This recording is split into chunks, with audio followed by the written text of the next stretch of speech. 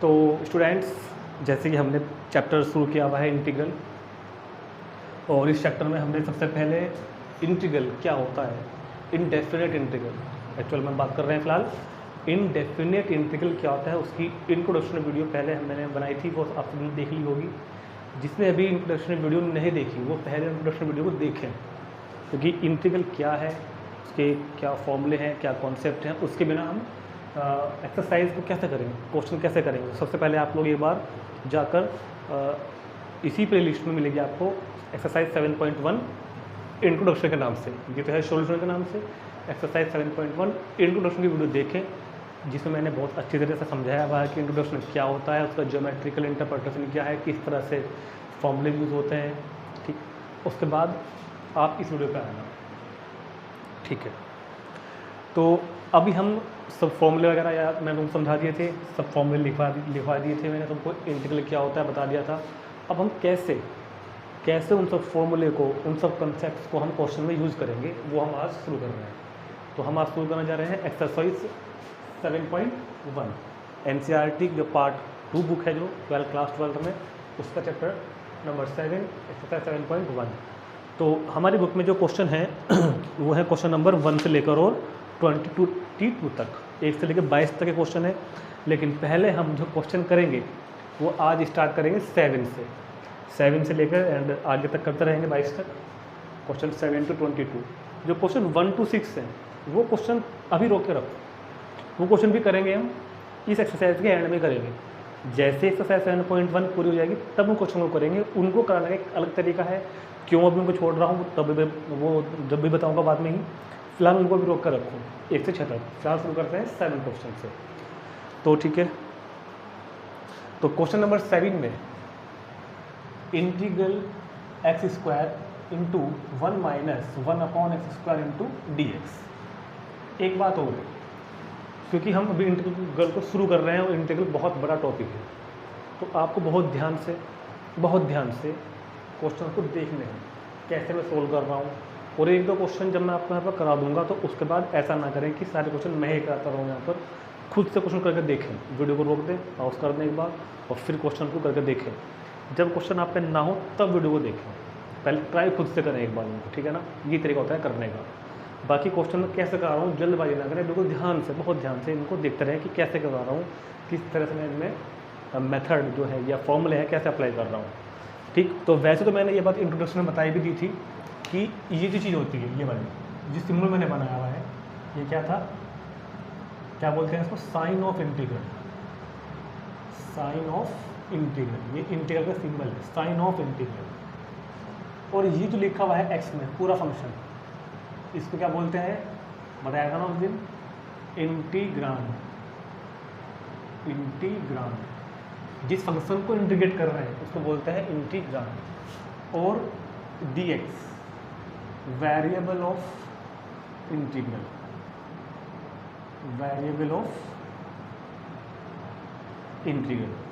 तो ये जो 3 चीज़ें हैं, ये तो है symbol sign of integral, integrand यानी कि फंक्शन, जिस फंक्शन को इंटीग्रेट करना है, और ds का मतलब कि किस वेरिएबल के रेस्पेक्ट इंटीग्रेट कर रहे हैं, वेरिएबल ऑफ इंटीग्रल।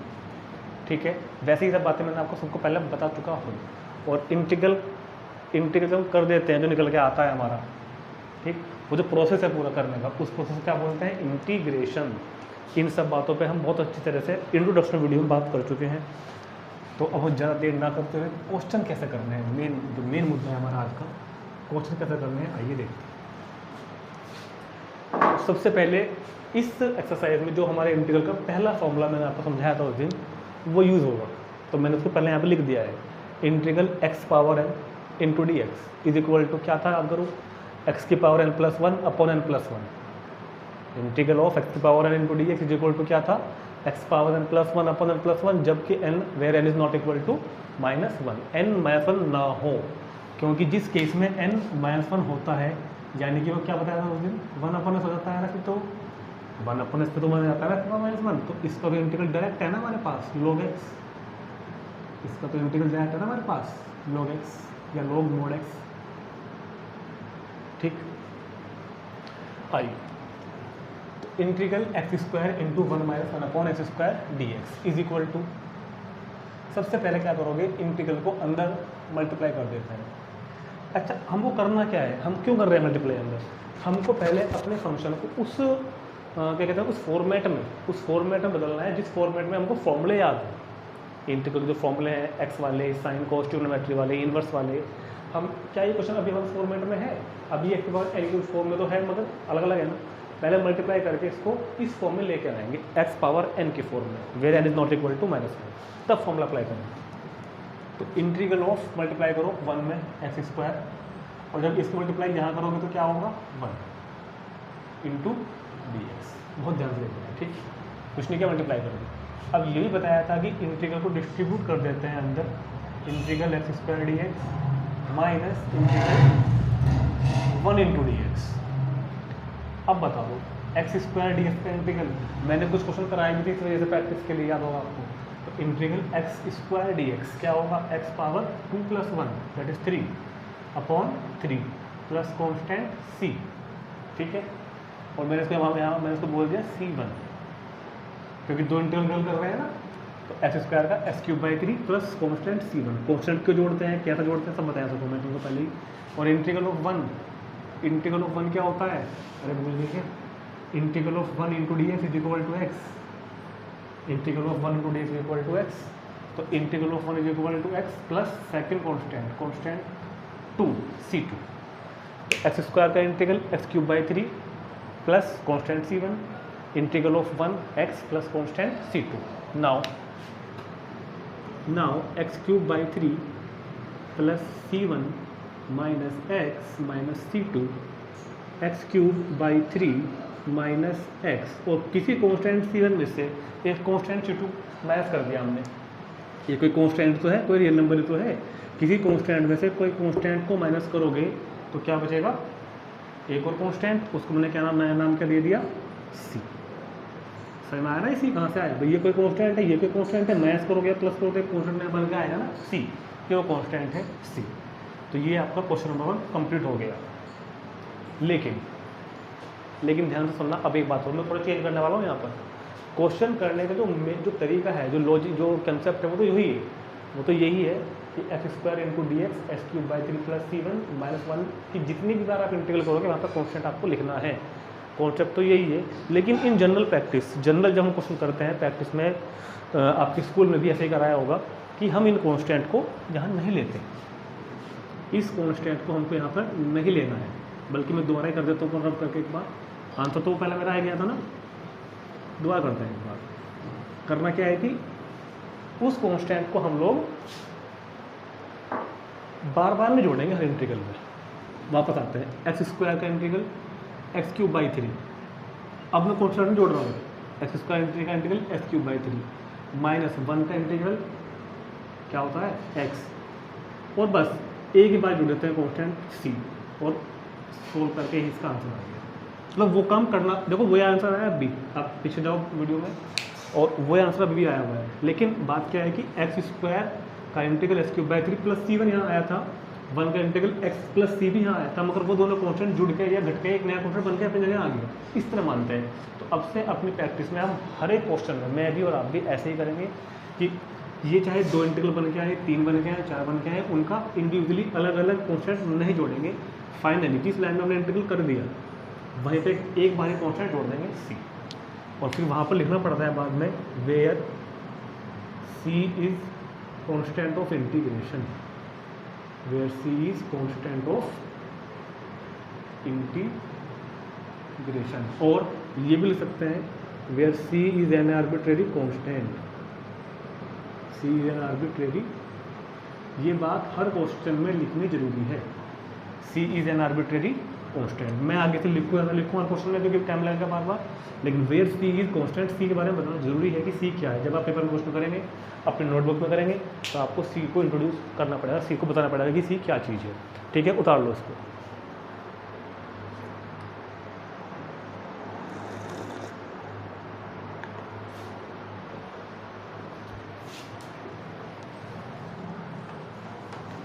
नेक्स्ट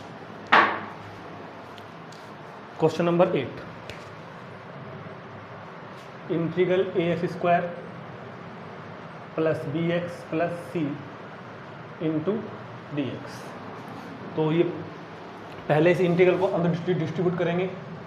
यहाँ पे तो a कांस्टेंट है, तो a into x square d x plus b into b constant है, तो x d x plus c constant है, तो इंटीग्रल किसका ऑपरेट होगा 1 पर, 1 इंटू डी एक्स।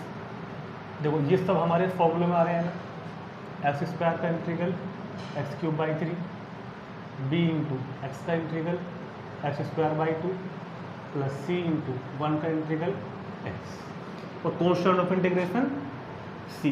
लेकिन यहाँ पे तो सी पहले यूज़ किया हुआ है भाई, जो पहले यूज़ कर चुका है क्वेश्चन में दिया हुआ है वो तो हम लेते हैं ना, तो क्या ले लेंगे डी।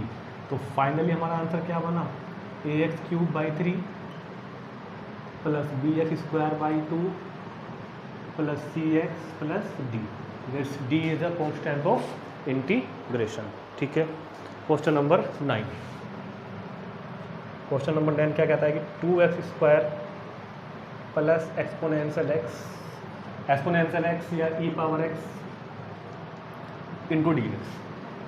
इंटीग्रल को जब अंदर डिस्ट्रीब्यूट करते हैं तो 2 कांस्टेंट है, इंटीग्रल से बाहर लिखा जाएगा ऐसे, 2 into integral of x square plus integral of e power x d x.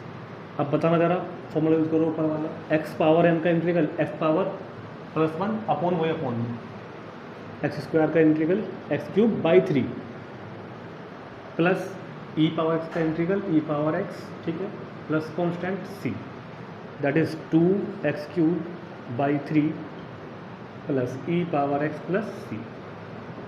Answer note करते रहो।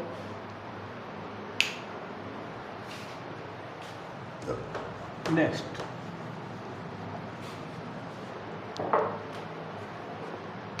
Question number 10। Question number 10, root x minus 1 upon root x का whole square into d x. Root x minus 1 upon root x whole square, then a minus b whole square. Formula याद है ना, कि किसको formula याद नहीं है ये वाला, a minus b whole square, a square plus b square minus 2ab। यहाँ 9th 7th 8th 9th में आती है ना, तो ए स्क्वायर जब करोगे प्लस बी स्क्वायर जब करोगे, ये a square plus b square minus 2ab, बहुत ध्यान देखना है, a square plus b square minus 2ab, then this is x plus 1 upon x minus 2, this cancel by this d x. अब integral को अंदर डिस्ट्रीब्यूट करो, तो x into d x plus 1 upon x d x minus 2 1 into d x. X का integral बताओ, समझाया था उस दिन वीडियो में, एक्स का इंटीग्रल यार इस पर 1 ही तो है, एक्स की पावर 1 का क्या होता है, पावर में बढ़ा दो मतलब 2 कर दो, तो एक्स स्क्वायर बाई 2, एक्स की पावर n का x power n plus 1 upon n plus 1 होता है ना, एंड 1 अपॉन एक्स का इंटीग्रल 1 अपॉन एक्स का लॉग मोड एक्स माइनस 2 1 का integral x plus constant of integration c, x का square by 2 1 upon x का log x 2 into 1 का integral x plus constant of integration c. ठीक है,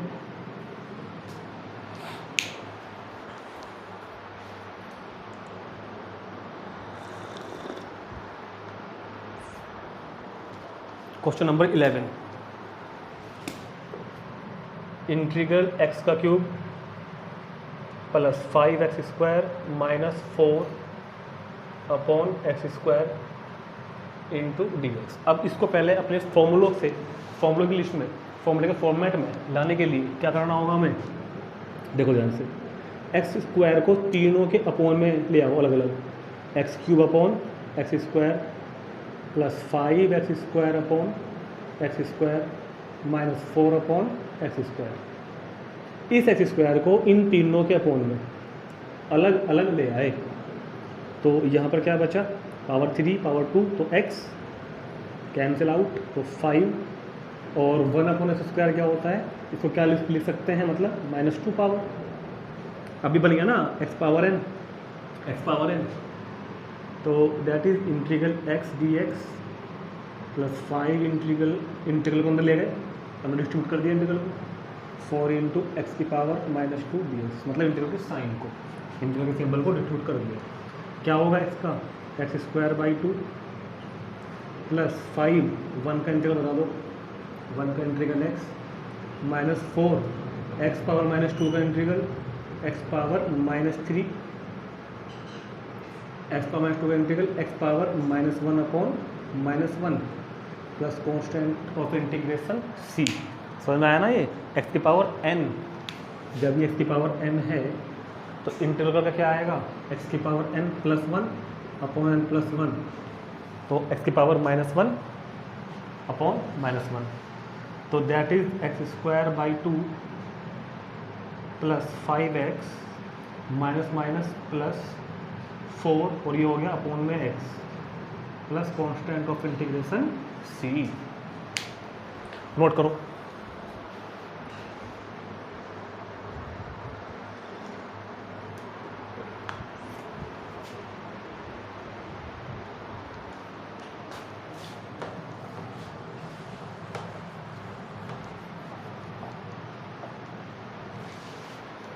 next question number 12, x cube plus 3x plus 4 upon root x into d x. बिल्कुल पहले जैसा question हो गया तो इलेवन में जैसा ही, इस रूट एक्स को इन सब के अपॉन में कर लो अलग अलग, रूट एक्स को इन सब के अपॉन में अलग अलग करो, x cube upon root x plus 3x upon root x plus 4 upon root x into d x. Root x को तीनों के अपॉन में ले गए अलग अलग, सब के अपॉन में ले जाओ अलग अलग। अब ये बता दो रूट जो होता है वो कितनी पावर होती है एक्स की, रूट जो होता है वो कितनी पावर होती है, 1/2 पावर, ये पावर 3 है, ये पावर 1/2 है, तो कितनी बचेगी पावर ऊपर, 3 माइनस 1/2। यार ये नहीं होता क्या, ए की पावर m अपॉन ए की पावर m क्या होता है, ए की पावर m माइनस n, वो तो कर रहे हैं, प्लस यहाँ पर क्या होगा 3x की पावर 1 माइनस 1/2, और प्लस ये पावर जब x रूट एक्स में ऊपर जाएगी तो माइनस 1/2। अभी इंटीग्रल नहीं किया हमने, अब तो केवल हम पावर को ही उस फॉर्म में लिखने की कोशिश कर रहे हैं क्वेश्चन को। तो इंटीग्रल ऑफ x की पावर 3 माइनस 1/2 करोगे तो 5/2 प्लस 3 इंटू एक्स की पावर 1 माइनस 1/2 करोगे तो 1/2, और 4 इंटू एक्स की power minus 1/2 into d x. ठीक है, अब देखो ये सब उस फॉर्मेट में आ गया एक्स की पावर n। ठीक है, इंटीग्रेटर के साइन में अंदर ले जाओ, इंटीग्रल यहाँ पर होगा x power 5/2 into d x, 3 तो कॉन्स्टेंट है तो x power 1/2 into d x plus 4 into x power minus 1/2 into d x.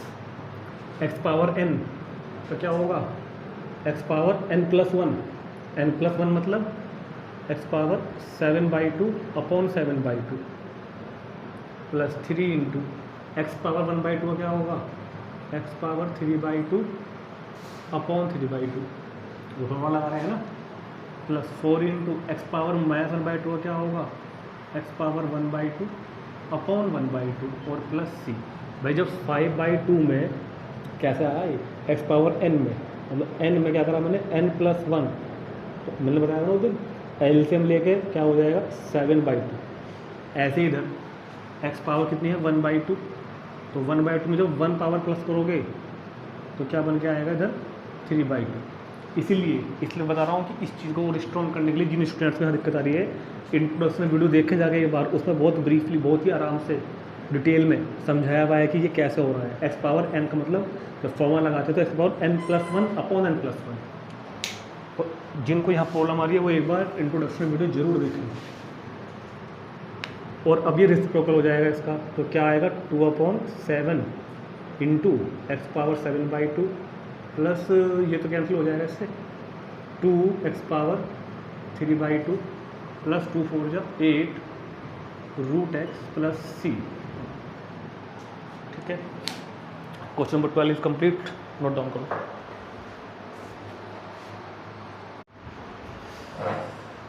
Question number 13, x cube minus x square plus x minus one upon x minus one.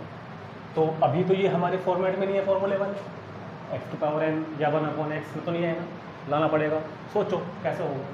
मैंने पहले ही बताया था कि कभी भी क्वेश्चन जैसे मैं करवा रहा हूँ तो उस क्वेश्चन को ये नहीं कि यहाँ से करा और उतारना शुरू कर दिया, बिल्कुल मत करना। पहले क्वेश्चन को सोचो, वीडियो को रोक दो, पॉज कर दो कहीं, पहले कॉपी पेन लो, क्वेश्चन को लिखो और थोड़ा सोचो कि कैसे होगा क्वेश्चन, ठीक है। जब नहीं आएगा तो अब देखना है वीडियो में।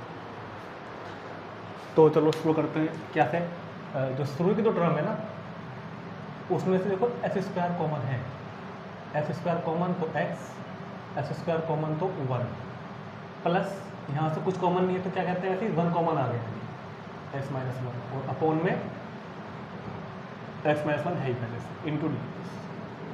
अब ऊपर से x minus one common, then x square plus one, और अपोन में तो है ही अपना x minus one into d x. X minus one से एक्स माइनस वन कैंसिल, तो integral x square plus one रह गया खाली।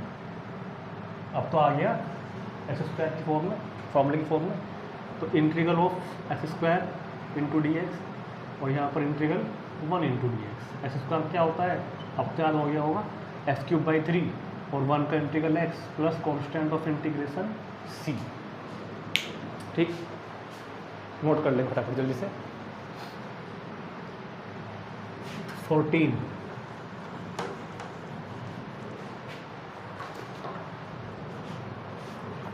Question number 14, integral one minus x into root x into d x, one minus x root x into d x. ऐसा करो, one minus x root x को लिखो x power one by two into d x. हमें तो x power की form में लेके आना ना, इसलिए अब जब इसकी मल्टीप्लाई अंदर कर दोगे आप, जब इसकी मल्टीप्लाई अंदर कर दोगे, इसकी मल्टीप्लाई जब वन में होगी तो एक्स की पावर वन बाई टू। अब जब एक्स की वन बाई टू की मल्टीप्लाई एक्स में होगी तो एक्स की पावर थ्री बाई टू। अब देखो दोनों ही टर्म एक्स पावर एन के फॉर्मूले में फिट हो रहे हैं क्या, बिल्कुल हो रहे हैं।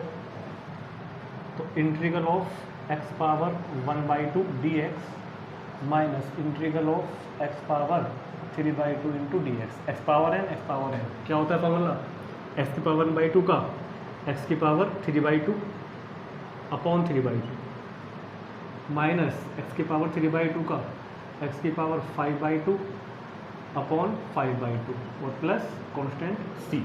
अब थोड़ा सिंप्लीफाई कर लेते हैं तो रेसिप्रोकल हो जाएगा, टू अपॉन थ्री एक्स की power three by two minus two upon five x की power five by two plus सी।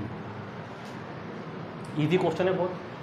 फिलहाल हम जितनी फॉर्मूले में मुझे बताए थे ना, वो 10 12 13 कुछ फॉर्मूले थे, अभी मतलब सिर्फ ये एक दो फॉर्मूले यूज हो रहे हैं, लेकिन जैसे जैसे हम आगे चलेंगे तो सब फॉर्मूले यूज होंगे, और भी बताऊंगा आगे और फॉर्मूले भी आने वाले हैं आगे आगे। 15 जो कुछ सिमिलर क्वेश्चन है इसके जैसा ही एकदम जैसा दिख रहा है।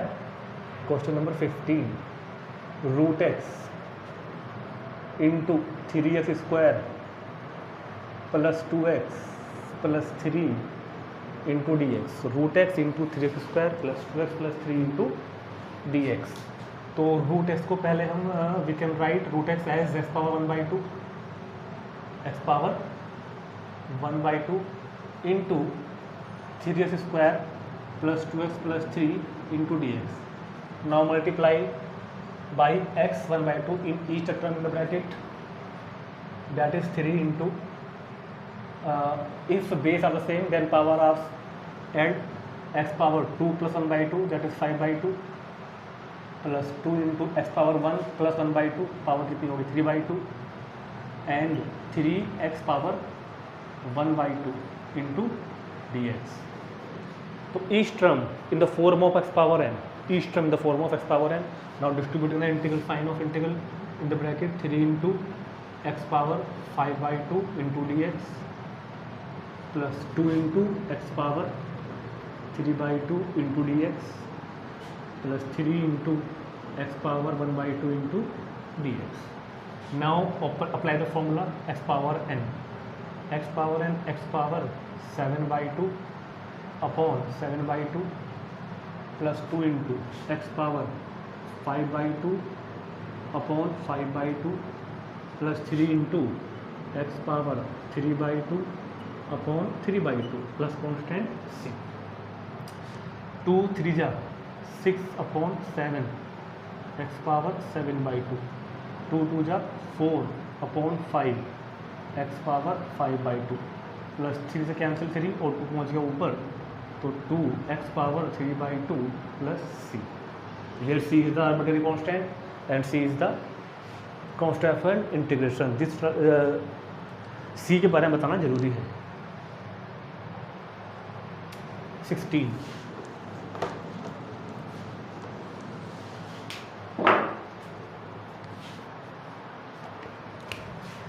Question number 16 2x minus 3 cos x plus exponential x into d. देखो अब फॉर्मूले आने लगे। अब तक हर फॉर्मूले में x की पावर n, x की पावर f की पावर n में ही बात चल रही थी ना। इस बार कोस भी आ गया और e भी आ गया। वैसे तो खैर e पहले भी आया था क्वेश्चन में, लेकिन फिर से आ गया। तो हियर 2 इंटीग्रल के साइन को जब अंदर ले जा रहे हैं तो 2x dx minus 3 into integral cos x dx plus integral e power x dx। 2x dx 3 integral cos x dx plus e power x dx। अब हमारे पास देखो तीनों के डायरेक्ट फॉर्मूले हैं जो लिस्ट हमारे पास है। 2 integral of x² 2 minus 3 integral of cos x sine x, e power x का integral e power x plus constant c। 2 cancel by 2 तो x² minus 3 into sine x plus e power x plus c। 17 question number 17 2x²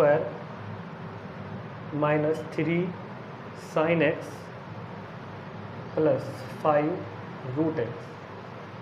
similar as question number 16। Similar as question number 16 क्या से 2 integral x² into dx minus 3 integral sine x into dx plus 5 into integral root x into dx, and we can write root x as x power 1/2 because in the form of x power n we can open the formula x power n into dx. Now x² integral of x² x³ by 3 integral of sin x minus cos x plus 5 x power 1/2 x power 3/2 upon 3/2 plus c, then 2x³ by 3 minus minus plus 3 cos x plus 2 5 10 by 3 x power 3/2 plus c। Answer आ गया। बहुत धीरे धीरे करने हैं, समझते हुए करने हैं क्वेश्चन को, तो समझ में आएंगे भाई। उतार लेंगे। चलते हैं 18th क्वेश्चन पर चलते हैं। कितने हैं? सब 22 हैं, पूरे कर देंगे। अच्छा 18 question number 18 integral sec x into sec x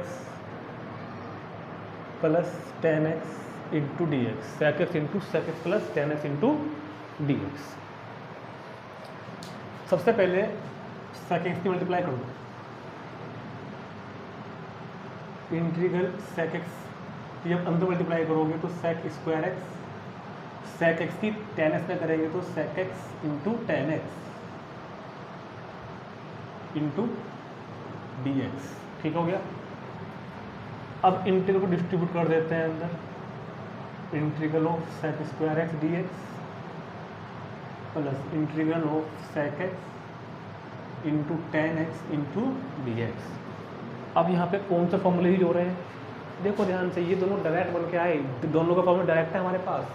सेक स्क्वायर एस का भी है डायरेक्ट फॉर्मूला, सेक इंटू टेन एस का भी है डायरेक्ट फॉर्मूला। देखो पीछे अपनी बुक में, जब पिछले वाली वीडियो में सेक स्क्वायर एस का इंटीग्रल 10x, ठीक है, और sec x into tan s का सेक एक्स, और plus constant of integration c, ठीक है। 19, question number 19, integral sec square x upon cosec square x into d x. अभी ये दोनों हमारे फॉर्मूलों की फॉर्मेट, जो फॉर्मूले की लिस्ट हमारे पास है उससे मैच नहीं करते। तो जानते हैं ना कि सेक स्क्वायर एक्स जो होता है वो 1 अपॉन कोस होता है, ठीक है ना।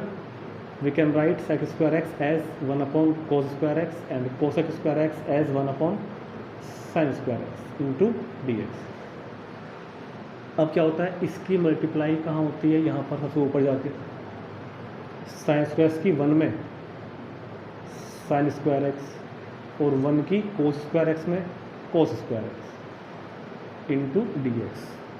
और sine square x upon cos square x कितना हो जाता है भैया, tan square x into d x. और टेन स्क्वायर का इंटीग्रल क्या होता है, हाँ नहीं, जो तुम सोच रहे हो वो गलत है। टेन स्क्वायर का इंटीग्रल तो फॉर्मूलों की हमारी लिस्ट में है ही नहीं, टेन स्क्वायर का इंटीग्रल नहीं है। थोड़ा सा डाउट आ जाता है कई बार, तो ध्यान से करना है, इसलिए कह रहा हूँ क्वेश्चन को बहुत ध्यान से करना है। टेन स्क्वायर एक्स का इंटीग्रल डायरेक्ट फॉर्मूला नहीं होता, ठीक, कुछ करना पड़ेगा अभी यहाँ पर। थोड़ा सा क्या करना पड़ेगा बताता हूँ। Identity number 2, 1 plus tan square theta is equal to क्या होता है, जानते हैं सभी, sec square theta. And the value of tan square theta is equal to क्या हो जाती है यहाँ से, सेक स्क्वायर थीटा माइनस 1। तो we can write tan square x is equal to क्या, सेक स्क्वायर एक्स माइनस 1। पहले इसका यूज़ करके इसको ऐसे लिखो, और अब इंटीग्रल को अंदर डिस्ट्रीब्यूट करो, तो sec square x d x minus 1 into d x. अब फॉर्मूला हमारे पास सेक स्क्वायर एक्स का तो है इंटीग्रल का, क्या है बताओ यार, ऊपर भी लगाया था। सेक स्क्वायर एक्स का इंटीग्रल 10x माइनस 1 का integral x plus c, this is the answer, ठीक हो गया। तो टेन स्क्वायर का इंटीग्रल का डायरेक्ट फॉर्मूला नहीं होता, हमेशा ऐसे करना पड़ता है जब भी कभी टेन स्क्वायर का इंटीग्रल करने के लिए आएगा, ठीक है ना। उतार लो।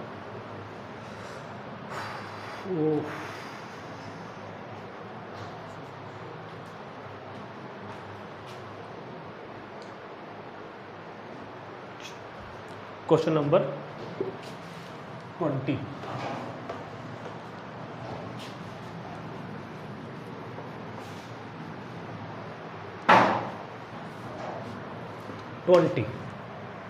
या integral 2 minus 3 sine x upon cos square x d x. अब ट्रिग्नोमेट्री क्या आने लगे ना, ये integral 2 minus 3 sine x upon cos square x.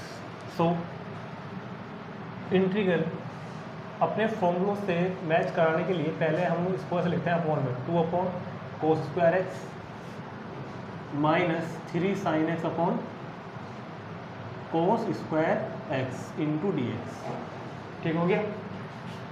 अब ध्यान से देखना, बहुत ध्यान से, 2 upon cos square x minus 3 sine x upon cos square x. को ऐसे लिख लिया था 2 बार, cos x into cos x. क्यों लिख लिया बताते हैं। इंटीग्रल 1 अपॉन कोस स्क्वायर क्या होता है, 1 अपॉन कोस स्क्वायर, मतलब अगर अपॉन में कोस स्क्वायर तो क्या होता है, सेक स्क्वायर। और ये है ये साइन अपॉन कोस, तो हो गया 10x। और जो नीचे कोस है अभी अपॉन में, ये तो 1 अपॉन कोस कन्वर्ट किया जाएगा ना, तो ये क्या है, सेक एक्स। ये तो हमने 10th में किया, क्वेश्चन 11th में भी किया इस तरह का। तो 1 अपॉन कोस स्क्वायर एक्स क्या होता है, सेक स्क्वायर एक्स, और 1 अपॉन कोस को सेक, साइन अपॉन कोस को क्या लिख लिया हमने 10। And now 2 into integral sec square x d x minus integral को अंदर ले जा रहे हैं ना, 3 into sec x into tan x into d x. अब बता दो इंटीग्रल में क्या होता है सेक स्क्वायर एक्स का, टेन एक्स और sec x into tan x का सेक एक्स। फॉर्मूले याद करने पड़ेंगे और फॉर्मूले याद करने बैठ जाओ, किताब लेके रटने बैठ जाओ, कभी याद नहीं होने के। फॉर्मूले याद होते हैं, उनको लिख के देखो एक बार, और सबसे अच्छा तरीका तो यही क्वेश्चंस करो। क्वेश्चंस करोगे, क्वेश्चन में यूज़ होंगे तो याद भी अपने आप होंगे।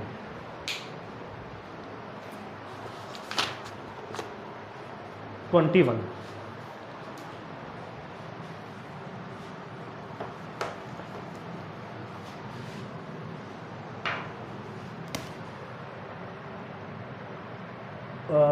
Root x plus one upon root x, find the anti derivative.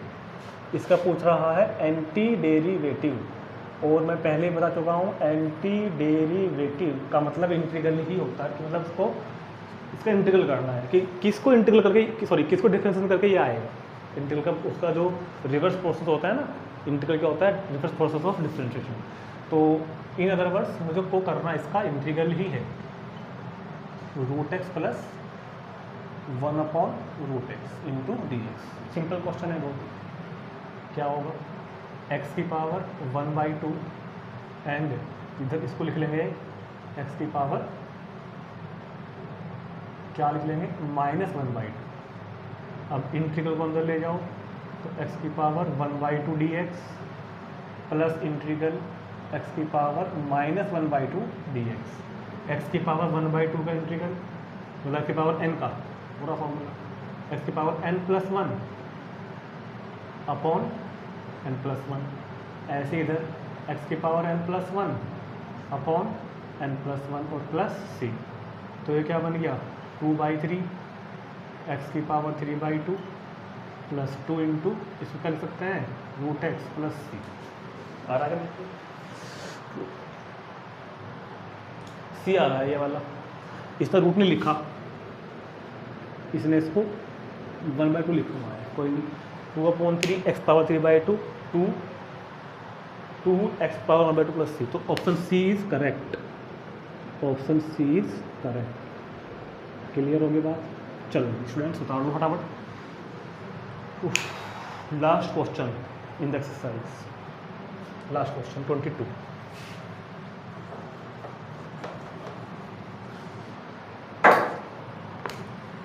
Question number 22, dy/dx of fx का differentiation of fx is equal to 4x³ -3/x की पावर 4। और एक बात और भी कह रखी साइड में कि फंक्शन की वैल्यू 2 पर 0 है, मतलब f2 की वैल्यू 0 है, ये भी दिखा हुआ है साथ में कि f2 की वैल्यू कितनी है, 0। तो फाइंड द fx, तो fx फाइंड करना है। डिफरेंशिएशन ऑफ fx का डिफरेंशिएशन, fx का डिफरेंशिएशन करने पर क्या है, मतलब fx का डिफरेंशियल कोएफिशिएंट है, differential coefficient of fx is ये, और फंक्शन वैल्यू 2 पर कितनी है, 0। तो हमको बताना क्या है, बताना ये है कि fx क्या होगा। अच्छा ये बात बताओ, डिफरेंशिएशन और इंटीग्रल क्या होते हैं, एक दूसरे के रिवर्स प्रोसेस होते हैं। ये क्या पूछ रहा है हमसे, ये हमसे fx पूछ रहा है, और ये कह रहा है कि fx का जो डिफरेंशियल कोएफिशिएंट है विद रेस्पेक्ट टू x, यानी कि fx का डिफरेंशिएशन करके ये आया है, तो fx कौन होगा। मेरी बात समझ नहीं भाई, मैं ये कह रहा हूँ कि डिफरेंशिएशन ऑफ, उस दिन समझाया भी था पहले वीडियो में, डिफरेंशिएशन ऑफ साइंस क्या होता है। हमने कहा कि डिफरेंशिएशन ऑफ साइंस कितना होता है, cos x। समझ रहे बात को, छोड़ो थोड़ा सा और ईजी कर देता हूँ काम को तुम्हारा। डिफरेंशिएशन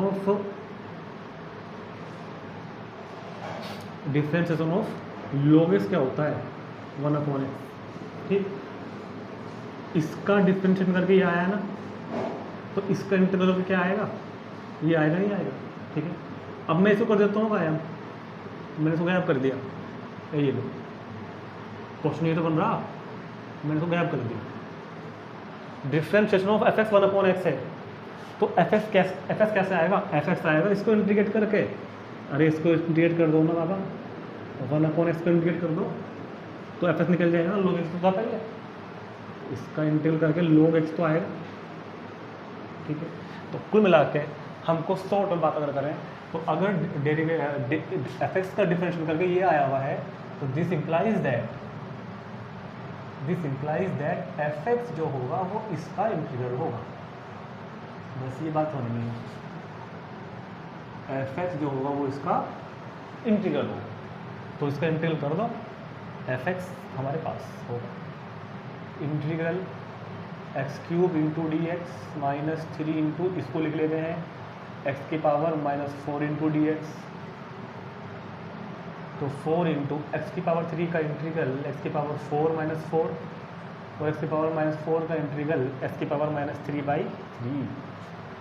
तो f x is equal to 4 से 4 कैंसिल, एक्स की पावर 4 3 से 3 cancel 1/x³ plus constant of integration C. Equation first मान लो, इसको फर्स्ट मान लो। अब सुनो बात ध्यान से, कंडीशन गिवन है f2 इज इक्वल टू 0। ये कंडीशन गिवन इसलिए है क्योंकि हमें c की वैल्यू फाइंड आउट करके वापस यहीं पुट करनी है अभी। तो f2 की वैल्यू 0 है ना, तो इसमें पुट कर दो x इज इक्वल टू 2, जहाँ भी x यहाँ पर क्या पुट कर दो 2, तो f2 is equal to x power 4 plus 1/x³ plus c। Sorry f2 की जगह सॉरी x की जगह पुट करना है 2, तो 2 पावर 4 प्लस 1/2³ प्लस c। और f2 कितना दिया हुआ है, f2 तो 0 है ना, अभी f2 0 हो गया। 2 पावर 4 कितना होता है 16, 2 पावर 3 कितना होता है 8, तो 0 इज इक्वल टू 129/8 एलसीएम ले लिया इसका हमने, तो वैल्यू ऑफ c कितनी आ गई -129/8, और ये वैल्यू वापस उठाकर पुट कर दो इक्वेशन फर्स्ट में, तो एफ एक्स कितना आ गया एक्स की पावर 4 प्लस 1/x³ और वैल्यू ऑफ c कितनी हो गई, ये क्या आ रहा देखो, आ रहा क्या x power 4 plus 1/x³, x power 4 plus 1/x³, ठीक है। ए आ गया इसका आंसर तो है, तो option A is correct, option A is correct. Okay ठीक, तो इसी के साथ हमारी अभी कहाँ खत्म हो गई एक्सरसाइज, अभी तो क्वेश्चन 1 to 6 रह रहे हैं ना हमारे। तो अभी तो खैर हमने 7